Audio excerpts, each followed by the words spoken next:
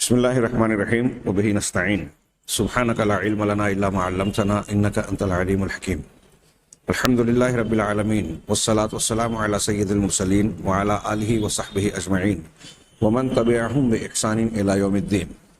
اعوذ باللہ من الشیطان الرجیم. بسم اللہ الرحمن الرحیم. آمن الرسول بما انزل الیہ من ربہ والمؤمنون کل آمن باللہ وملائکتہ وکتبہ ورسلہ لا نفرق بین احد من رسولہ وقالوا سمعنا واطعنا غفرانک ربنا والیک المصیر. سامعین کرام، گزشتہ متعدد دروس ایمان بالرسول کے تحت اللہ کے نبی جناب محمد رسول اللہ صلی اللہ علیہ وسلم اور قرآن کریم کے علمی معجزات سے متعلق پیش کیے گئے. ان معجزات کے واسطے سے مقصود ہمارے ایمان اور عقیدے سے متعلق یہ تھی بات کہ ان دلائل کی بنیاد پر ایک صاحب ایمان کا ایمان مضبوط سے مضبوط تر ہو، ایمان پر مزید اطمینان حاصل ہو، جیسا کہ سیدنا ابراہیم علیہ السلام کا ارشاد ہے بلا ولکن لیطمئن قلبی، جو انہوں نے اللہ تبارک و تعالیٰ سے یہ سوال کیا کہ کیف تحیی الموتیٰ، تو مردوں کو کس طرح زندہ کرتا ہے. اللہ نے پوچھا اولم تؤمن، کیا تو ایمان نہیں رکھتا؟ تو حضرت ابراہیم نے کہا بلا ولکن لیطمئن قلبی، کیوں نہیں، میں ایمان تو رکھتا ہوں لیکن یہ اس لیے چاہ رہا ہوں کہ میرا دل مزید اطمینان سے دوچار اور ہمکنار ہو جائے. یعنی ایمانیات کی دلیلیں جیسی جیسے فراہم ہوتی ہے اس میں مزید استحکام اور اطمینان کا درجہ حاصل ہوتا ہے. یہ اصحاب ایمان کے لیے یہ دلائل اطمینان کا فائدہ دیتی ہیں، اور وہ حضرات اور لوگ جو اہل ایمان اور اہل اسلام نہیں ہیں ان کے سامنے جب ہم ان دلائل کو پیش کریں گے تو اس کی بنیاد پر ان پر اتمام حجت ہوتی ہے، ان کے لیے انکار کی گنجائش ختم ہو جاتی ہے، عذر کا خاتمہ ہو جاتا ہے. اور یہی اللہ تبارک و تعالیٰ کا منشا ہے جو اس نے اپنی توحید پر، قرآن حکیم کی صداقت پر، اللہ کے نبی جناب محمد رسول اللہ صلی اللہ علیہ وسلم کی صداقت اور دیگر ایمانیات اور حقائق کی تفصیلات پر جو دلائل فراہم کر رکھے ہیں متنوع اور مختلف قسم کے، اس کا مقصود یہی ہے کہ دنیا کے کسی بھی انسان کے لیے، وہ ذہنی طور سے کسی بھی سطح کا، علمی طور سے کسی بھی معیار کا انسان ہو، اس کے لیے عذر باقی نہ رہے کہ مجھے یہ بات سمجھ میں نہیں آئی تھی. ان دلائل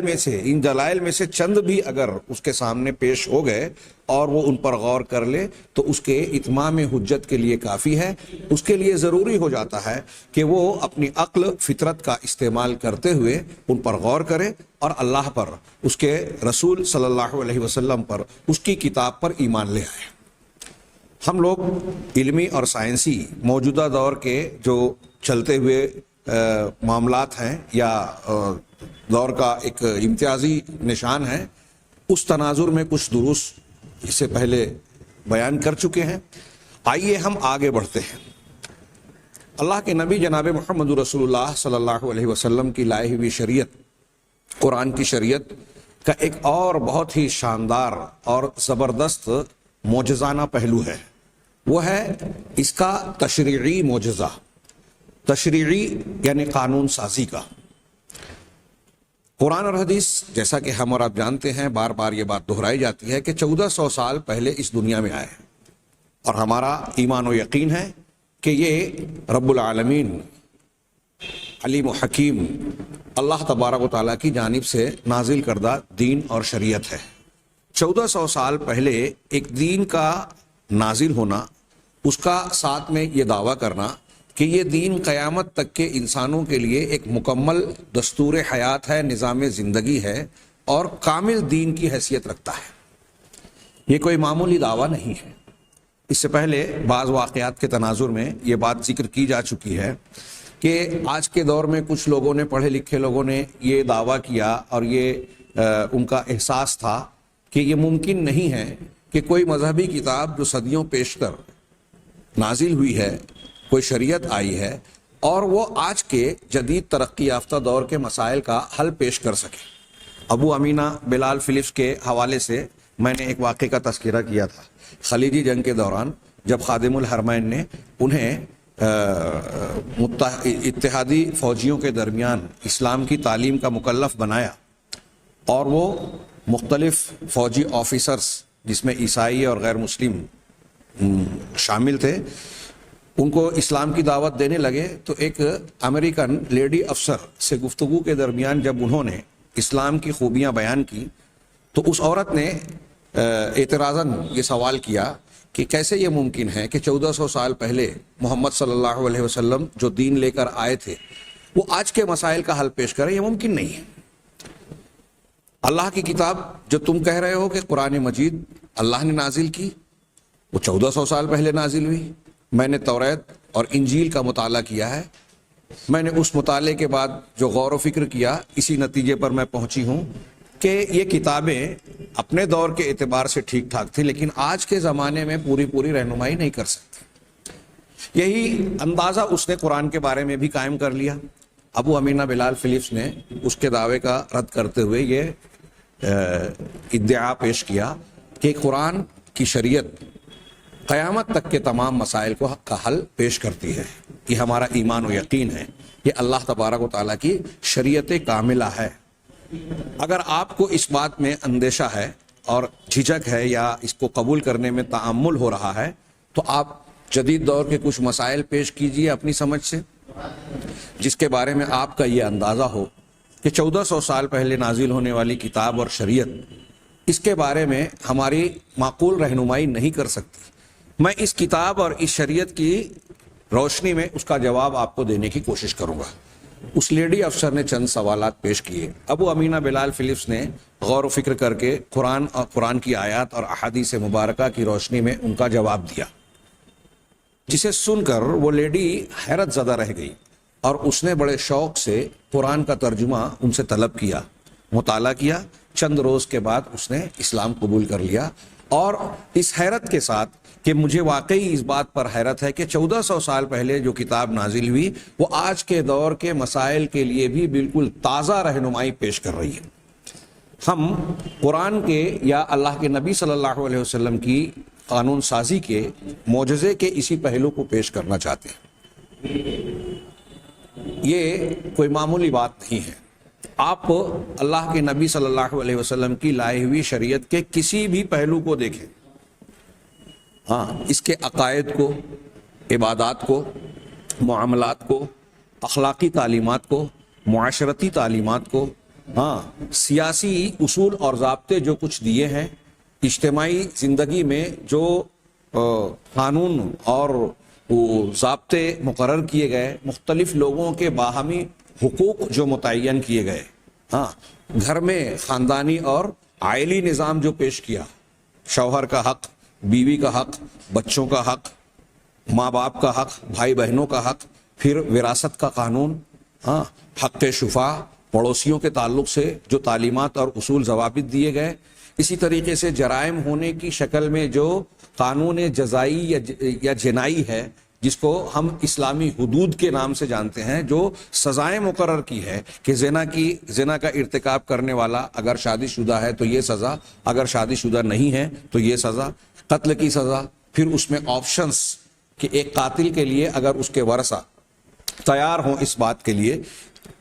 کہ نہیں ہمیں انتقام ہی لینا ہے تو ان کے لیے قصاص ہے، اگر وہ مالی معاوضے کے بعد اپنے جوش انتقام کو ٹھنڈا کرنے کی صلاحیت رکھتے ہیں یا ان کے جذبے میں یہ بات ہے تو وہ دیت دے کر جو ہے معاملہ ختم کیا جائے، اور اگر ان کے اندر اخلاقیات اور دین اور آخرت کے اجر و ثواب کی ترجیح کا پہلو ہے تو وہ معاف بھی کر سکتے ہیں۔ یہ مقتول کے اولیاء اور مظلومین کی طرف یہ اختیار دیا گیا، جو انتہائی قرآن و حدیث کا، اللہ تبارک و تعالیٰ کا انتہائی فطری قانون اور فطری نظام ہے۔ اگر کوئی انتہائی شدت اور جوش رکھتا ہے، انتقامی جذبہ رکھتا ہے تو اس کے لیے قصاص ہے۔ جب قصاص لے گا تو انتقام در انتقام دنیا کی تاریخ میں جو ایک دوسرے سے بدلہ لینے کی بنیاد پر فتنہ و فساد پھیلتا ہے، انتقامی کارروائیوں کا ایک تسلسل جاری ہوتا ہے، وہ سلسلہ تھم جائے گا۔ اور اگر مالی اعتبار سے اس کے جوش انتقام کو ٹھنڈا کیا جا سکتا ہے اور وہ اس کو قبول کرنے کے لیے آمادہ ہیں اس کے ورثہ، تو اس کے لیے دیت رکھی گئی ہے۔ یہ دیکھیے ایسا جامع فطری نظام دنیا کے کسی قانون میں آپ کو نظر نہیں آئے گا. تو میں نے عرض کیا یہ چند عناوین کے اسلام نے جو مالی نظام پیش کیا، اقتصادی اور مالی نظام، زکوٰۃ، صدقات، خیرات، پھر جن چیزوں کو حرام کیا، جن چیزوں کو حلال کیا، ہاں، تجارت میں جن چیزوں کو، دھوکے کی بیع کو حرام کیا، قمار اور جوئے کو حرام کیا، سودی لین دین کو حرام کیا، ہاں، اور ہر وہ طریقہ جو کسی کے حق کو مارنے والا ہو، رشوت ستانی پر مشتمل ہو، کسی کے حق کو دبانے والا ہو، ایسی تمام چیزوں کا راستہ اسلام نے بند کیا. تو اسلام کا مالی نظام دیکھیے، اسلام کی عبادات دیکھیے، اسلام کے عقائد دیکھیے، اور پھر اس کا موازنہ، کمپیریزن آپ دوسرے مذاہب کے عقائد، تعلیمات سے کریں تو قرآن کا ایک بیان ہمیں نظر آئے گا، ان ھذا القرآن یہدی للتی ہی اقوم، کہ یہ قرآن وہ کتاب ہے جو اس راستے کی طرف رہنمائی کرتی ہے جو سب سے زیادہ بہتر ہے. اگر ہم اس تناظر میں قرآن کے اور اسلامی تعلیم کے، جناب محمد رسول اللہ صلی اللہ علیہ وسلم کی لائی ہوئی شریعت کے تشریعی معجزے کے پہلوؤں پر غور کریں تو صرف مختلف جو پہلو ہیں، ایک ایک عنوان کو ہم کئی ہفتوں میں بیان کر سکتے ہیں، لیکن اس کی گنجائش نہیں ہے. میں صرف سرسری طور سے یہ دعویٰ پیش کر رہا ہوں. اس سلسلے میں آپ مختلف کتابوں کی طرف رجوع کر سکتے ہیں. شریعت کے احکامات سے متعلق جو حکمتیں اور مصلحتیں علماء اسلام نے ماضی سے لے کر آج تک بیان کی ہیں کہ اسلام نے فلاں معاملے میں فلاں حکم دیا، فلاں تعلیم دی، اس کی کیا حکمت ہے، کیا فائدہ ہے، وہ فطرت سے کیسے مطابقت رکھتی ہے، انسانی ضرورت اور اس کے تقاضوں کو سے کیسے ہم آہنگ ہوتی ہے، اس پر غور کیا جائے تو معلوم ہوگا کہ اسلامی شریعت کی جو خوبی ہے، اس کے کچھ بنیادی اصول ضابطے اگر ہم دیکھیں، جیسے اس کے جو دعائم ہیں، اس میں عدل اور انصاف ہے، اس میں قانون کی مساوات ہے، برابری. ایسا نہیں ہے کہ صدر جمہوریہ کو یہ اختیار ہو یہاں کہ اگر کوئی شخص جس پر جرم ثابت ہو گیا اس سے گناہ کو معاف کر دیا جائے. یہاں صاف صاف جناب محمد رسول اللہ صلی اللہ علیہ وسلم کا ارشاد ہے کہ اگر فاطمہ بنت محمد، یعنی ان کی، آپ کی لخت جگر فاطمہ بنت محمد نے بھی چوری کی ہوتی تو میں اس کا بھی ہاتھ کاٹ دیتا. اسلامی قانون کا وضع کرنے والی ذات اللہ رب العالمین کی ہے.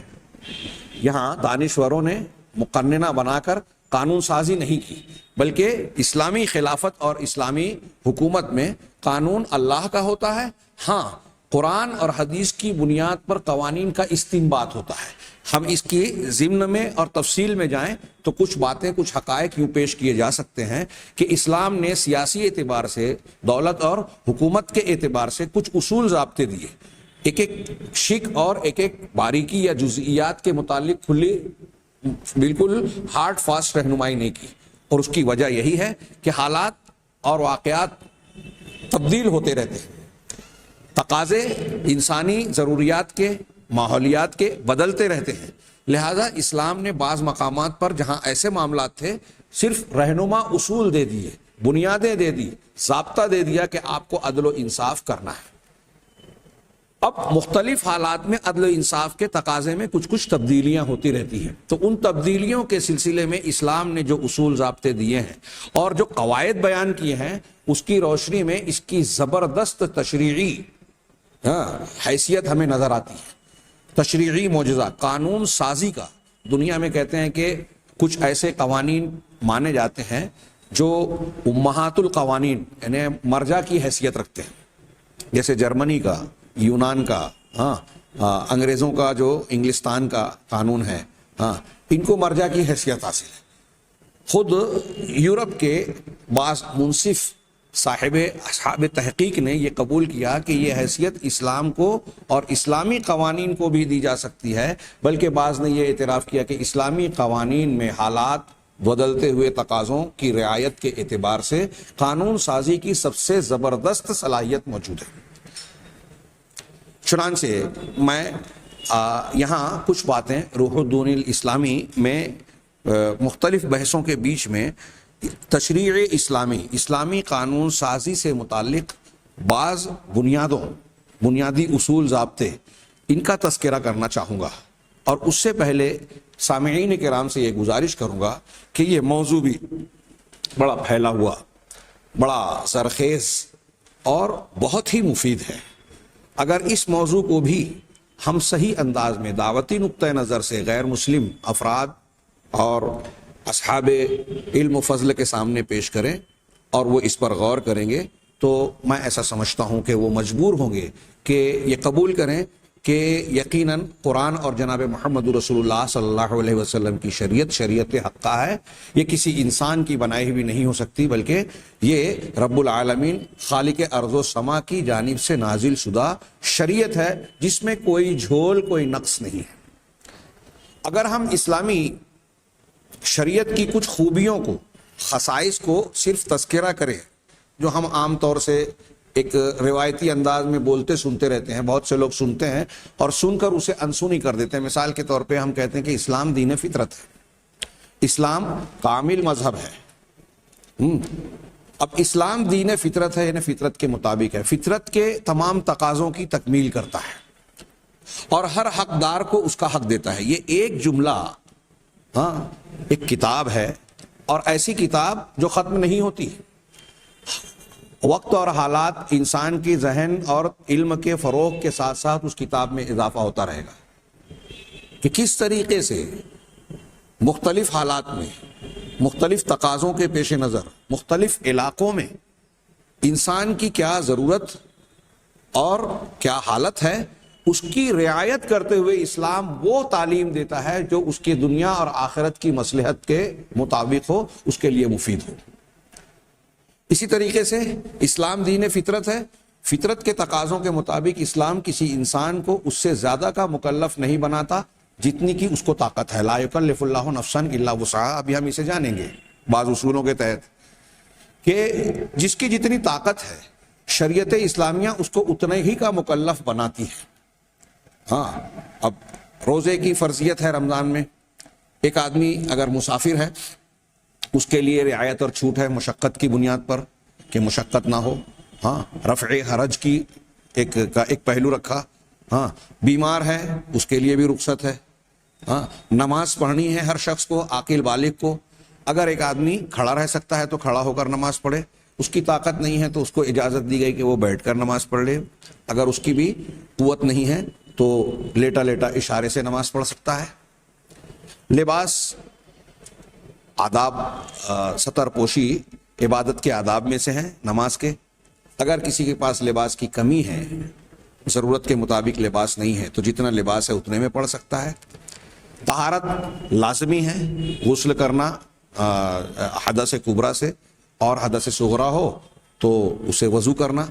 لیکن اگر پانی دستیاب نہیں ہے تو تیمم کی رخصت رکھی. پانی ہے لیکن پانی کے استعمال کی قدرت اور طاقت نہیں ہے، تب بھی جو ہے تیمم کی رخصت رکھی. آپ کو یہ چند چیزیں جو میں نے بیان کی رفع حرج سے متعلق، اگر آپ اس ایک خوبی پر بھی غور کریں اسلامی شریعت میں جو پائی جاتی ہے اور اس سے جو اصول نکلتا ہے، تو آپ کو محسوس ہوگا کہ دنیا کے دیگر قوانین ان بنیادوں کو قبول تو کرتے ہیں، لیکن ان کے یہاں بھی تعلیمات کی ایسی جامعیت زندگی کے ہر مرحلے اور ہر پہلو میں نہیں پائی جاتی جو اسلامی شریعت میں پائی جاتی ہے. قصہ مختصر یہ ہے کہ اگر آپ اسلامی عقائد کو دیکھیں، دوسرے مذاہب کے عقائد کے مقابلے میں اس کا موازنہ کریں تو یہ نظر آئے گا کہ دلائل کے عین موافق ہے. اسلامی عقیدہ فطرت کے مطابق ہے، دلائل کے مطابق ہے، اور انسانی فطرت بغیر کسی ہیج پیش اور الجھن کے اسے قبول کرتی ہے. بالکل صاف ستھرا شفاف قسم کا عقیدہ ہے. جبکہ اس کے بالمقابل دوسرے مذاہب کے عقائد دلائل کی اپنے عقائد کو منوانے میں دلائل کی بنیاد نہیں رکھتے، یا ہے تو کمزور قسم کے دلائل. ان میں شفافیت نہیں ہے، ان میں فطرت کی مطابقت نہیں ہے. ان کے یہاں بہت سارے ایسے فطری اور بنیادی سوال کھڑے ہوتے ہیں جس کا وہ مذاہب جواب نہیں دیتے، اور وہاں ایک قسم کا سناٹا اور خاموشی چھائی ہوتی ہے. آپ دنیا کے کسی بھی مشرک قوم سے ان کے شرک کی دلیل پوچھیے، قرآن نے بہت صاف الفاظ میں کہا ما انزل اللہ بہا من سلطان. شرک ایک ایسی چیز ہے جس پر اللہ تبارک و تعالیٰ نے کوئی سلطان یعنی کوئی دلیل نہیں اتاری. اب دنیا کی بہت ساری قومیں شرک کیے جا رہی ہیں، کفر کیے جا رہی ہیں، جبکہ ان کے پاس اس کی کوئی دلیل نہیں. سائنٹیفک اعتبار سے کوئی جواز نہیں ہے ان کے پاس کہ ان غیر اللہ کی عبادت کریں جن کو وہ پوجا کے لائق بنا کر وہ درجہ دے رہے ہیں، الوہیت کا درجہ دے رہے ہیں. یہ صرف ایک بات میں نے اشارتاً کہی. اسی طریقے سے آپ دوسرے عقائد کا بھی اگر جائزہ لے کھنگا لیں تو آپ کو نظر آئے گا کہ اسلام نے جو عقائد پیش کیے ہیں وہ نہ صرف یہ کہ انسانی فطرت اور اس کے ذہن و فکر کے تقاضے کے عین موافق ہیں، بلکہ ہر عقیدے کے لیے ایسے وافر اور مضبوط قسم کے دلائل بھی قرآن حدیث پیش کرتے ہیں کہ جس کی بنیاد پر ایک انسان کو انہیں مانے بغیر چارہ کار نہیں ہے۔ اور اگر کوئی سوال اٹھاتا ہے، ٹیڑھے سے ٹیڑھا سوال اعتراض اٹھاتا ہے، وہ سائنسی اعتبار سے، عقلی اور فطری اعتبار سے، قرآن حدیث اس کا بھرپور جواب دیتے ہیں۔ ہم نے بار بار ابھی پڑھا قرآن کے سائنسی اور علمی معجزے کے تحت میں آگ کے تناظر میں پڑھا کہ کفار مکہ اور ملحدین پرانے زمانے کے اور آج کے زمانے کے اس بات کو بعید از قیاس اور عقل اور سائنس سے پرے سمجھتے تھے کہ ایک انسان مرنے کے بعد جب مٹی میں سڑ گل جائے گا، ہڈیاں اور اس کے گوشت پوست جو ہے مٹی بن جائیں گے، تو پھر وہ دوبارہ کیسے زندہ کیا جائے گا؟ اللہ تبارک و تعالیٰ نے مختلف قسم کے دلائل سے اس کا جواب دیا، ایسے دلائل جس کا انکار کرنا کسی بھی انسان کے بس میں نہیں۔ کئی دلائل میں سے صرف یہ ایک دلائل کہ تم دوبارہ زندہ کیے جانے کو بعید از قیاس سمجھ رہے ہو، اللہ کی قدرت اور الوہیت سے، اس کی طاقت سے باہر سمجھ رہے ہو، تو غور کرو، اس بات کا جواب دو کہ پہلی مرتبہ میں اس نے کیسے پیدا کر دیا؟ تمہارا وجود تو ہے نا، تم اپنے آپ کو دیکھ رہے ہو نا، جب کچھ نہیں تھے تو تم پیدا ہو گئے۔ تو جس ذات نے عدم سے وجود بخش دیا، نہیں تھے اور تم ہو گئے، تو اس کے لیے اب دوبارہ زندہ کر دینا کون سی بڑی بات ہے؟ یہ عقل کو جھنجھوڑ دینے والی اور قائل کر دینے والی ایک بہت ہی مضبوط دلیل ہے۔ ایسی دلیلیں قرآن و حدیث کے پیش کردہ تمام عقائد کے ساتھ آپ کو جڑی ہوئی نظر آئیں گی۔ اسی طریقے سے اسلامی عبادات میں آپ جو جامعیت دیکھیں گے، فائدے کے پہلو دیکھیں گے، پھر ایسا ہی نہیں کہ اسلامی عبادات میں دیگر مذاہب کی بعض عبادات کی طرح انسان کو مشقت میں ڈالا گیا، نہیں، بلکہ یہاں آپ دیکھیں گے کہ جو بھی عبادات اسلام نے دی ہے وہ اپنے اندر جہاں بنیادی طور سے مقصد غائی یہ رکھتی ہے کہ بندے کا اللہ سے، مخلوق کا خالق سے رابطہ اور تعلق جڑ جائے۔ نماز کے ذریعے سے ہم اللہ سے جڑتے ہیں، تو یہ عبادت کا بنیادی اور مقصود جو ہے غایت ہے اس کی۔ اس کے ساتھ ساتھ، اس بنیادی مقصد کے ساتھ ساتھ ضمنی فوائد اس میں بہت سارے شامل ہیں۔ اس سے پہلے ذکر کیا گیا کہ نماز کا جو طریقہ شریعت اسلامیہ نے بتایا، مختلف پہلوؤں سے غور کرنے والے مختلف فنون کے ماہرین نے جب اسلامی نماز کا مطالعہ کیا، غور کیا اور دیکھا، تو الگ الگ انداز میں تعریف کی اور کہا کہ اس سے بہتر عبادت کا طریقہ کوئی اور نہیں ہے۔ جسمانی ورزش کے اعتبار سے کہیے، جسم کے اعضاء، جوارح اور جوڑوں کو راحت پہنچانے کے لیے جو حرکات 24 گھنٹے میں ہونی چاہیے، ایک کم سے کم اگر کسی چیز کو کہیں ورزش کے طور پر، تو وہ نماز میں موجود ہے۔ پھر نماز کے ساتھ جو طہارت کی شرائط ہیں صفائی کے لیے، وہ انسانی جسم کی صحت مندی کے لیے کس قدر ضروری ہیں، یہ بھی اطباء نے، میڈیکل سائنس اور انسانی جسم پر کام کرنے والوں نے اعتراف کیا ہے اور اس کا اظہار کیا ہے۔ یہ میں نے صرف نماز کی طرف اشارہ کیا، روزوں کے اسی طریقے سے بہت سارے میڈیکل فائدے، جسمانی فائدے اور دوسرے بہت سارے فائدے بتائے۔ تو میں یہ عرض کرنا چاہتا ہوں کہ اسلامی احکامات میں آپ عبادات کو اگر لیں تو ایک تو اس میں عبادت کی خوبیاں نظر آئے گی کہ بڑی پیاری خوبی عبادتیں ہیں، پھر اس میں فطرت کے تقاضوں کا انتہائی زبردست لحاظ نظر آئے گا، اس میں بلا وجہ کی مشقت نظر نہیں آئے گی، اس میں ایسا بھی نظر نہیں آئے گا کہ ایک انسان اگر کسی خاص عذر میں مبتلا ہے تو عذر کے ہوتے ہوئے شریعت اس کو مکلف کر رہی ہے کہ جو آپ نہیں کر سکتے آپ کو وہ کرنا ہے۔ عذر کی حالت میں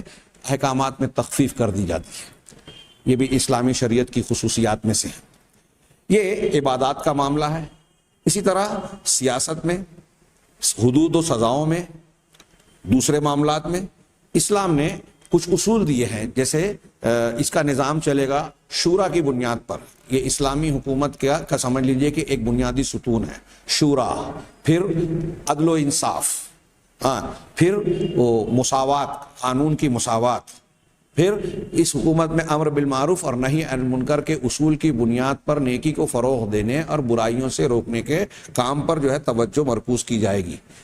یہ چند اصول اور بھی کچھ، جیسے اخوت و بھائی چارہ، دوسرے مذاہب کا احترام، کسی کو ضرر اور نقصان نہ پہنچانا، مصلحتوں کا لحاظ رکھنا، یہ ساری چیزیں اگر اکٹھا کر کے دیکھی جائیں تو یہ ایسے زبردست ضابطے اور اصول ہیں جسے اختیار کیا جائے تو اسلامی قانون کے زیر سایہ قانون سازی کے جتنے مقاصد ہیں وہ سب سے زیادہ کامل انداز میں آپ کو پورے ہوتے نظر آئیں گے۔ جی ہاں، دنیا میں جو قوانین بنائے جاتے ہیں اس کا بنیادی مقصد بتایا جاتا ہے کہ انسانوں کی 5 چیزیں، سماج اور معاشرے میں جو لوگ زندگی گزار رہے ہیں ان کی 5 چیزوں کو محفوظ کیا جائے۔ ان کی جان کو تحفظ ملے، سیکورٹی ملے، مال محفوظ ہو، ناجائز طریقے سے کوئی اسے ہڑپ نہ پائے، لوٹ مار نہ کر سکے، اسے چھین نہ سکے،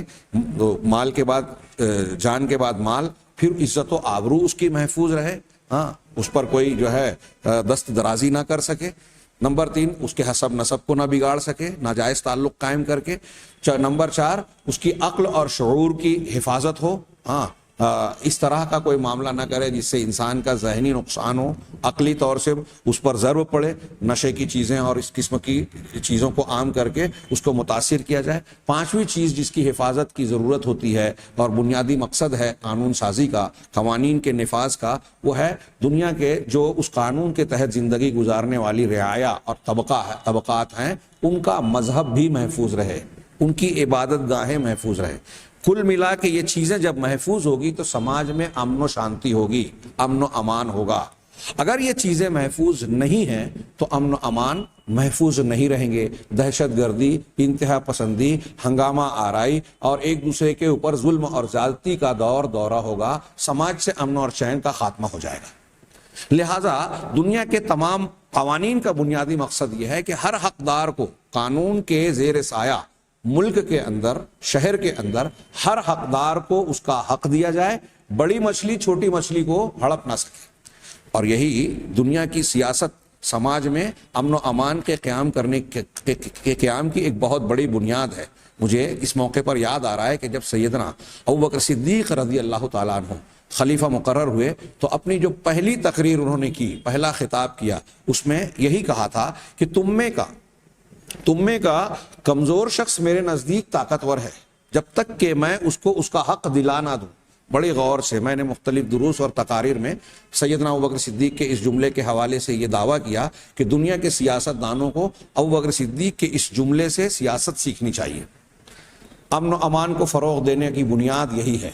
کہ تم میں کا کمزور انسان میرے نزدیک طاقتور ہے جب تک کہ میں اس کو اس کا حق نہ دلا دوں، اور تم میں کا طاقتور انسان سماج اور معاشرے میں جو اثر رسوخ والا، دولت مند ہے، منصب والا یا کوئی اور حیثیت سے بڑا پن رکھتا ہے، وہ میرے نزدیک کمزور ہے جب تک کہ اس پر عائد ہونے والے دوسروں کے حقوق کو میں اس سے لے کر حقدار تک پہنچانا دوں۔ یہ میں نے اپنے الفاظ میں سید ابوبکر صدیق کے خطاب کے ایک جملے کی ترجمانی کی ہے۔ آپ تھوڑی دیر کے لیے سوچئے کہ اسلامی حکومت کا مزاج کیا دیا جا رہا ہے۔ یہ سیدنا ابوبکر صدیق اللہ کے نبی صلی اللہ علیہ وسلم کے سب سے قریبی، سب سے زیادہ اس امت کے نبی کے بعد افضل شخصیت اور آپ کے پروردہ تربیت یافتہ، آپ کے ایک جملے میں امن و امان کی گویا بنیاد نکل رہی ہے۔ نبی کریم صلی اللہ علیہ وسلم کے شاگرد کا یہ حال ہے، اور پریکٹیکلی سیدنا ابوبکر صدیق عمر فاروق نے جو عدل و انصاف قائم کیا، جس طرح کی حکومت قائم کر کے دکھائی، ہاں دنیا میں ایک اعلیٰ ترین مثال ہے۔ ہاں کہتے ہیں کہ جب انگریزی دور میں انڈین نیشنل کانگریس کو انگریزوں نے حکومت سونپی، اختیارات دیے، تو یہاں کے گاندھی جی نے ان کو ایک خط لکھا، ان کے ذمہ داروں کو کانگریس کے، اور کہا کہ اب جب تمہیں حکومت ملی ہی ہے تو حکومت ویسے کرو جیسے ابوبکر صدیق اور عمر فاروق نے کی تھی۔ ابوبکر صدیق اور عمر فاروق نے کیسے حکومت کی تھی کہ یہ قرآن اور حدیث کی تعلیمات کی بنیاد پر اسلامی تشریعی اور قانون سازی کی بنیاد کو بنیاد بنا کر اسلام نے جو ضابطے دیے ہیں شورا کے، مساوات کے، عدل و انصاف کے، ان میں سے ایک ایک چیز کو اگر عنوان بنا کر کے اسلامی عدل و انصاف کی تعلیم اور پھر اس سلسلے میں جو تفصیلات ہیں بیان کی جائے تو کئی دروس ہمیں درکار ہوں گے۔ میں صرف یہ اشارہ اور تمہیدی طور سے یا ایک بنیادی طور سے ایک درس میں، آج کے درس میں، اس اسلام کی اسلامی تشریع اور شریعت اسلامیہ کی کچھ خوبی بیان کرنا چاہ رہا ہوں کہ ان میں سے ایک ایک پہلو پر اگر آپ غور کریں تو آپ کو اس کے معجزانہ حیثیت کا احساس ہوگا۔ ان چند کلمات کے بعد آئیے ہم اس کتاب کی روشنی میں کچھ بعض اصولوں پر نظر ڈالتے ہیں. آج ہم آغاز کر پائیں گے، آئندہ 2-3 دروس میں اس بحث کو انشاءاللہ مکمل کرنا چاہیں گے. جو شخص، صاحب کتاب کہتے ہیں کہ جو شخص احکام شرعیہ، اسلام کے احکام پر کا مطالعہ کرے گا جس پر کہ قرآن اور اللہ کے نبی صلی اللہ علیہ وسلم کی تعلیمات مشتمل ہے، اس کو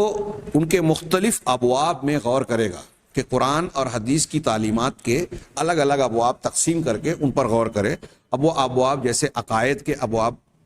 عبادات ہیں، معاملات ہیں، عقوبات یعنی سزائیں، قانون جنائی، ان چیزوں پر جب کوئی انسان غور کرے گا تو اس کے سامنے یہ بات کھل کر آئے گی کہ قرآن اور سنت کی قانون سازی، قرآن اور سنت کی تشریع، یہ تشریع جو کہتے ہیں، تشریع کا معنی قانون سازی، قرآن اور سنت کی تشریع جو ہے وہ اس کا بنیادی مقصد ہے لوگوں کی مصلحتوں کو یقینی بنانا، متحقق کرنا اور ان کے درمیان عدل و انصاف کو قائم کرنا. اللہ تبارک و تعالیٰ نے انبیاء کرام علیہ الصلاۃ والسلام اور ان کے ساتھ دلائل کے اتارنے کا ایک مقصد یہی بیان کیا. وَلَقَدْ ارسلنا رسولنا بالبینات وانزلنا معهم الکتاب والمیزان لیقوم الناس بالقسط. کیا پیاری بات ہے کہ ہم نے اپنے رسولوں کو البینات، واضح دلیلوں کے ساتھ بھیجا، اور وَلَقَدْ ارسلنا رسولنا بالبینات وانزلنا معهم، اور ان کے ساتھ ہم نے الکتاب، کتاب اتاری، اور میزان اتارا، عدل و انصاف کا پیمانہ. کیوں میزان اتارا؟ کیوں ہم نے قرآن اتارا؟ لیقوم الناس بالقسط، تاکہ لوگ انصاف کو قائم کریں. نبیوں کے آنے کا ایک بنیادی مقصد انصاف کا قیام. شریعت کے احکامات میں آپ دیکھیں کہ انصاف کو قائم کرنے کا اسلام نے، قرآن نے بہت زبردست زور دیا، اور ایسا زور دیا کہ آپ کو کہیں اور کسی اور مذہب میں ایسی تعلیم نہیں ملے گی. یا ایھا الذین آمنوا قوموا قوامین بالقسط، اے ایمان والو تم اس قسط کو، انصاف کو خوب قائم کرنے والے، مبالغے کا سے ہے قوامین، خوب قائم کرنے والے بن جاؤ. سورہ نساء میں ایک جگہ یہی حکم دیتے ہوئے اللہ تبارک تعالیٰ نے کہا کہ اللہ کے گواہ بنتے ہوئے انصاف کو خوب قائم کرنے والے بنو، اور سچی بات کہو، سچی گواہی دو، چاہے اپنے آپ کے خلاف گواہی دیں، ولو علی انفسکم او الوالدین والاقربین، اپنے والدین کے خلاف، اپنے رشتہ داروں کے خلاف ہی کیوں نہ گواہی دینا پڑے، انصاف کی بات کہو. کتنی زبردست بات ہے، ایک مستشرق کا بیان ہے. اللہ تبارک و تعالیٰ نے ایک جگہ قرآن میں کہا وَلَا يَجْرِمَنَّكُمْ شَنَآنُ قَوْمٍ عَلَىٰ أَلَّا تَعْدِلُوا اعْدِلُوا هُوَ أَقْرَبُ لِلتَّقْوَىٰ. تمہیں کسی قوم کی دشمنی اس بات پر نہ ابھار دے کہ تم انصاف سے منہ موڑ لو. اعْدِلُوا، انصاف کرو. وَأَقْرَبُ لِلتَّقْوَىٰ، یہ تقوی سے زیادہ قریب بات ہے. یعنی اگر کسی سے دشمنی ہے تو اس دشمنی میں پڑھ کر انصاف کے خلاف نہ جاؤ. اب یہ الگ بات ہے کہ آج مسلمان جب طیش میں آتا ہے، انانیت میں مبتلا ہوتا ہے، آپس کی، دوسروں کی چھوڑیے، آپس کی دشمنیوں میں بھی انصاف کا دامن چھوڑ دیتا ہے، اور اپنے مخالف کے ساتھ ظلم و زیادتی، جھوٹے الزامات، غیبت، چغلی اور نہ جانے کیا کیا وہ کام کرتا ہے جو قرآن و حدیث کی تعلیمات کے منافی ہے. یہ خامی مسلمانوں کی ہے، اسلام کی تعلیم کی نہیں ہے. تو بہرحال اللہ تبارک و تعالیٰ نے یہ صاحب کتاب کہہ رہے ہیں کہ اگر انسان قرآن اور حدیث کی شریعت پر، احکام و مسائل پر غور کرے گا، اس کے مختلف ابواب کو چھانے گا، تو اس نتیجے پر پہنچے گا کہ اس شریعت کا مقصد ہے لوگوں کی مصلحتوں کو مکمل اور پختہ کرنا، ان کو فائدہ پہنچانے کی تعلیم دینا، اور ان کے درمیان عدل و انصاف کو قائم کرنا. اسی لیے اللہ تبارک و تعالیٰ نے، ولہذا یقول اللہ تعالیٰ فی وصف القرآن، قرآن کے بیان میں اللہ تعالیٰ نے بیان کیا، ذکر کیا، ان ھذا القرآن یہدی للتی ہی اقوم، یقیناً یہ قرآن وہ کتاب ہے جو اس راستے کی رہنمائی کرتی ہے جو سب سے بہتر اور سب سے درست ہے. اور اتنا ہی نہیں بلکہ محمد صلی اللہ علیہ وسلم کی رسالت سے متعلق قرآن کریم، جس کی جو کہ قرآن کے ذریعے سے تائید شدہ ہیں اور ان کے لیے بہت ساری دلیلیں ہیں، ان کی صفت میں بھی قرآن نے کیا ذکر کیا کہ یأمرہم بالمعروف وینہاہم عن المنکر ویحل لہم الطیبات ویحرم علیہم الخبائث ویضع عنہم اسرہم والاغلال التي كانت علیہم. نبی کریم صلی اللہ علیہ وسلم تمہارے درمیان ہے نبی امی، ہے نا، سورہ اعراف کی آیت ہے، ہاں، کہ اپنے درمیان آنے والے رسول نبی امی کی اتباع کرو، جس کو تم اپنے پاس توریت اور انجیل میں لکھا ہوا پاتے ہو۔ ان کی صفت بیان کی کہ یہ وہ رسول ہیں جو معروف کا، بھلائی کا حکم دیتے ہیں اور منکر سے روکتے ہیں، اچھائی اور نیکی کا حکم دیتے ہیں، منکر سے روکتے ہیں۔ وَلْيُحِلُّ لَهُمُ الطَّيِّبَاتِ، اور پاکیزہ جائز چیزوں کو ان کے لیے حلال قرار دیتے ہیں۔ وَيُحَرِّمُ عَلَيْهِمُ الْخَبَائِثِ، اور جو گندی اور نقصان دہ چیزیں ہیں، خبیث چیزیں ہیں، ان کو حرام قرار دیتے ہیں۔ آپ غور کیجئے کہ نبی کریم صلی اللہ علیہ وسلم اسلامی شریعت کی خوبیاں بیان کر رہے ہیں۔ اللہ تعالیٰ قرآن کے بارے میں کہا کہ یہ قرآن وہ کتاب ہے جو سب سے اچھے اور سب سے درست راستے کی رہنمائی کرتی ہے۔ نبی صلی اللہ علیہ وسلم کی تعلیمات کے بارے میں قرآن کہہ رہا ہے کہ نیکی کا حکم دیتے ہیں، برائی سے روکتے ہیں، پاکیزہ چیزوں کو حلال قرار دیتے ہیں، گندی اور خبیث چیزوں کو حرام قرار دیتے ہیں۔ دنیا میں جتنی بھی حرام کردہ قرآن و حدیث کی روشنی میں چیزیں ہیں، آج سائنسی تحقیقات نے یہ قبول کیا کہ وہ انسانی صحت کے لیے اور بہت سارے اعتبار سے انسان کے لیے نقصان دہ ہے، اخلاقی، معنوی اور ظاہری دونوں اعتبار سے۔ یہ کوئی معمولی بات نہیں ہے کہ وَيَضَعُ عَنْهُمْ، اور اتنا ہی نہیں بلکہ ان سے اس بوجھ کو اور اس طوق کو دور کرتے ہیں جو ان کے اوپر تھا۔ نبی صلی اللہ علیہ وسلم کی یہ خوبی بیان کی۔ اب یہ قرآن کی دو آیتوں کی روشنی میں قرآن کی اور محمد رسول اللہ صلی اللہ علیہ وسلم کی کچھ بنیادی صفت بیان کرنے کے بعد یہ کہہ رہے ہیں کہ شریعت اسلامیہ کے علماء نے اس حقیقت کا بخوبی ادراک حاصل کیا۔ چنانچہ ہم دیکھتے ہیں کہ امام شاطبی اپنی کتاب موافقات میں کہتے ہیں، آج کے درس میں ان دو اقوال پر میں بات کو پوری کر رہا ہوں، کہ امام شاطبی رحمہ اللہ موافقات میں کہتے ہیں کہ ان احکام الشریعہ ما شرعت الا لمصالح الناس، کہ شریعت کے احکامات صرف لوگوں کے فائدے اور لوگوں کی مصلحتوں کے بنیاد پر مشروع کیے گئے ہیں، بنائے گئے ہیں۔ یعنی اسلامی شریعت کے جتنے بھی احکامات ہیں اس میں دراصل لوگوں کے فائدے کا لحاظ رکھا گیا ہے۔ ہاں، وَحَيْثُمَا وُجِدَتِ الْمَصْلِحَةُ فَثَمَّ شَرْعُ اللَّهِ، اور جہاں بھی مصلحت پائی جائے گی وہاں اللہ کی شریعت ہوگی۔ کتنی پیاری اور جامع بات کہی۔ جہاں کہیں مصلحت ہوگی، فائدے کی بات ہوگی، وہاں اللہ کا حکم ہوگا، شریعت ہوگی۔ امام ابن قیم جوزی، یہ ان کا قول ہوا امام شاطبی کا، امام ابن قیم جوزی رحمہ اللہ اپنی کتاب الطرق الحکیمہ میں کہتے ہیں کہ ان اللہ سبحانہ ارسل رسولہ وانزل کتبہ لیقوم الناس بالقسط، کہ اللہ سبحانہ و تعالی نے اپنے رسولوں کو بھیجا اور اپنی کتابوں کو اتارا۔ کیوں اتارا؟ تاکہ لوگ انصاف کو قائم کرنے والے بنے۔ وہو العدل، اور یہ انصاف اور عدل وہی ہے جس کے ذریعے سے آسمان اور زمین قائم ہے۔ انصاف کی بنیاد پر ہر چیز کو اس کے مقام پر رکھا جائے، یہ انصاف ہے۔ ہر چیز جب اپنے اپنے مقام پر ہوتی ہے تو نظام قائم ہوتا ہے، چیزیں جب ہٹتی ہے تو نظام بگڑتا ہے، فساد ہوتا ہے۔ یہ دہشت گردی، انتہا پسندی، امن و امان کا غارت ہونا، یہ انصاف کا قتل اور خون کیے جانے کا نتیجہ نکلتا ہے، کوئی مانے یا نہ مانے۔ تو علامہ ابن قیم کہتے ہیں کہ اللہ تعالیٰ نے رسولوں کو بھیجا، کتابوں کو اتارا تاکہ لوگ انصاف قائم کریں، اور یہی عدل و انصاف ہے جس کی بنیاد پر آسمان اور زمین قائم ہے۔ چنانچہ فَإِذَا ظَهَرَتْ أَمَارَاتُ الْعَدْلِ، چنانچہ جب بھی